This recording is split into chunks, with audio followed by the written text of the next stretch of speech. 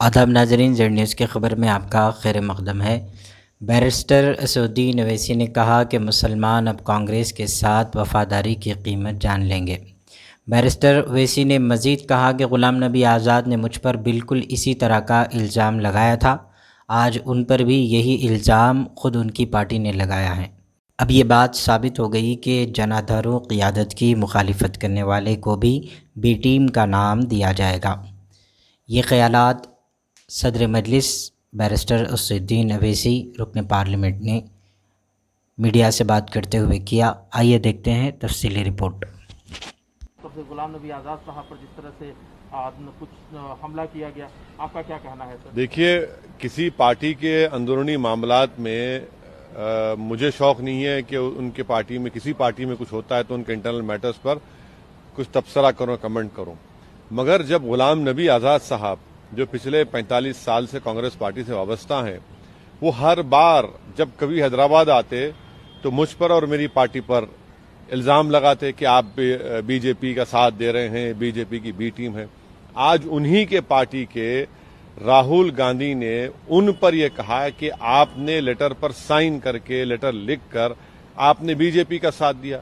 तो अब गुलाम नबी साहब को ये सोचना पड़ेगा कि बीजेपी का साथ तो वो दे रहे हैं, जब उनके लीडर राहुल गांधी उनसे कह रहे हैं कि भाई आप तो बीजेपी का साथ दे रहे हैं, और खुद गुलाम नबी ने मीडिया के सामने आकर मीडिया से कहा और सारी दुनिया से कहा कि अगर मैं बीजेपी से मिला हूं तो मैं इस्तीफा देने तैयार हूं। तो ये बात ये साबित हो चुकी है कि अगर आप कांग्रेस पार्टी का अपोज करते हैं, जैसा मैं कर रहा हूं, मैं बीजेपी का भी अपोज कर रहा हूं, मगर क्योंकि मैं कांग्रेस पार्टी का अपोज कर रहा हूं तो कांग्रेस पार्टी मुझे बी टीम कहती है, और उन्हीं की पार्टी में अगर कोई उनकी लीडरशिप को अपोज करता है तो उनको बीजेपी से मिलाया जाता है। तो ये तो सोचना पड़ेगा उन मुस्लिम लीडर्स को जो कांग्रेस पार्टी में अपना वक्त जाय कर रहे हैं कि भाई आज आप पर इल्जाम लग रहा है कि आप बीजेपी का साथ दे रहे हैं, तो कब तक आप ये गुलामी करते रहेंगे कांग्रेस की लीडरशिप की? लेकिन सर, एक विकल्प भी तो होना चाहिए ना। जो मुस्लिम लीडर्स की आप बात कर रहे हैं उनके लिए एक राजनीतिक विकल्प। देखिए, विकल्प उस वक्त निकलेगा जब आप ये गुलामी की जंजीरों को तोड़ेंगे। विकल्प उस वक्त निकलेगा जब आप अपने मुकद्दर के फैसले खुद करेंगे। अगर आप किसी की गुलामी करते रहेंगे सिर्फ इसी के लिए नहीं, कोई विकल्प नहीं। अरे भाई, मंजिल उसको मिलती जो मंजिल की तलाश में निकलता है। आप तो वहीं पर रहकर ये तमाम तौहीन को, इल्जामात को, आपकी बेइज्जती अगर बर्दाश्त करेंगे तो विकल्प कहां निकलेगा? आप निकलिए तोड़कर तो खुद विकल्प और आपके सामने आकर सर झुकाएगा। तो सर, आपको लगता है आप ऑफर देंगे कि एमआईएम से जुड़े? नहीं, मैं हरगिज नहीं कहूंगा गुलाम नबी साहब को, वो बड़े सीनियर लीडर हैं, मगर गुलाम नबी साहब को याद दिला रहा हूं कि आपने जिस जबान का इस्तेमाल करके मुझ पर इल्जाम लगाया था, आज वही इल्जाम आपके पार्टी का एक एक्स प्रेसिडेंट आप पर लगा रहा है और आपको ये कहना पड़ रहा है कि मैं रिजाइन करने तैयार हूं।